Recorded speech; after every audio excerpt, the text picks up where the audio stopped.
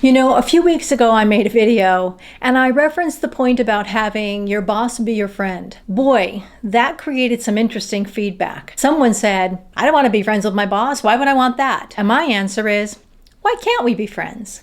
You know, friends at work are different than friends in life. I'm not trying to plan my long-term holidays or how we're going to spend time when I retire together. It's really about understanding the difference between the two that's so important, I think. Because why do you want to be friends with your boss? And for that matter, your boss's boss and anyone else you meet at work. Because the idea of having integrity, be easy to work with, have an approachable attitude, be seen as competent and confident in your job is helped by this little thing called likability. And if people like you, you can see them as being your friend. So why not be friends with people you work with? Let's dive into the ins and outs of being friends with your boss. A 2024 KPMG study showed 83% of work professionals felt they were more engaged at work when they felt friendly with their colleagues, including their boss. A 2025 study done by Harvard Business Review showed that many people show feelings of loneliness and emotional isolation at work. Maybe that's because we're working hybrid these days, sometimes at work, sometimes working from home. But in fact,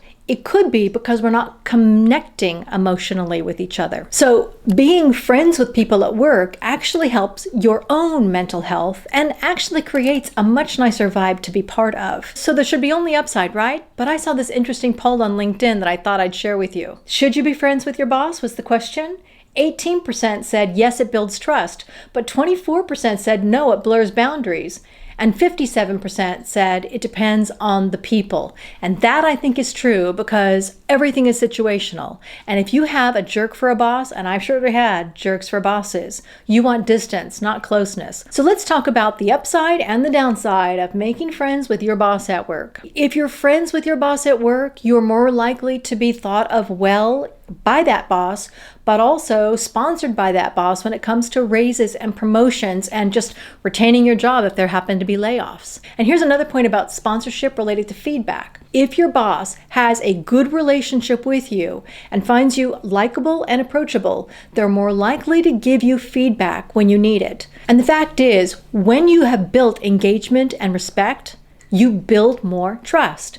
And when people trust each other and feel like they have each other's back, it's a better working relationship for the long term. But like with everything, there are downsides. If your peers feel that your friendliness with your boss is becoming favoritism, it can work against you in the workplace. Don't be too dissuaded by that. It's not just about who's the favorite, it's about who's the most effective. Because after all, bosses still have results they need to meet, and they're going to look for the people that help them do that. Even if you're friendly, you still got to come through on results. So let's talk about this point of boundary confusion, because it is a real thing. If your boss feels like they can call you night or day, that's boundary confusion. You don't want that. If you feel like you can share every aspect of your love life with your boss, that's boundary confusion. I'm sure they don't necessarily want that. Boundaries are good.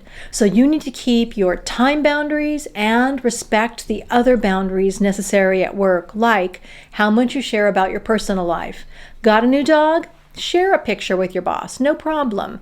Got a new boyfriend? Maybe hold back on the details. It's easy to shift around those social norms when you feel friendly with your boss, but do remember, this is a workplace friendship. And the last thing is emotional pressure. You know, I just read a case about a CEO who was putting a lot of manipulative pressure on people who liked her and wanted to work at the company. And the CEO was using some of that goodwill from the employees to manipulate them into working more hours, doing more with less, basically creating no work-life balance at all. So if you have that kind of boss, keep your boundaries in place and think about being friendly, not friends. Friendship is a mutual thing, right? I have to want to be your friend and you have to want to be my friend back. This is the big one, I think. How do we maintain friendship under tension? You know, deadlines, hard decisions, and work issues are going to come up. If you can't manage friendship beside that kind of natural day-to-day tension that might come up from time to time, then you're going to have a problem. So if either one of you can't create those boundaries for yourselves and know the difference between friendliness and work relationships,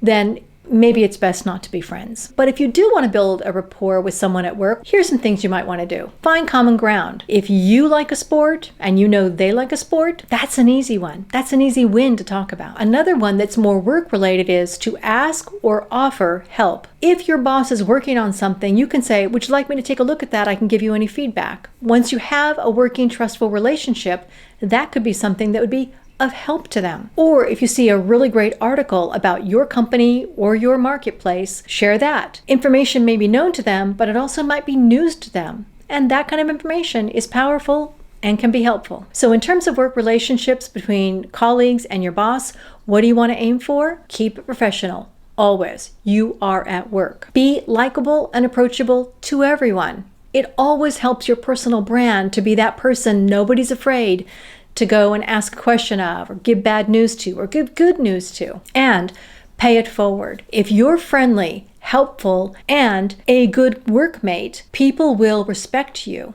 So show integrity in that relationship, build trust that's dependable and consistent, and people will think of you as a friend at work. And that will drive the upside and limit the downside. I'm interested to know, would you like to be friends with your boss at work? And if you want to know more about workplace leadership and culture, check out these videos. And I'll see you next time on ProjectSkillsMentor.com. Bye-bye, everybody.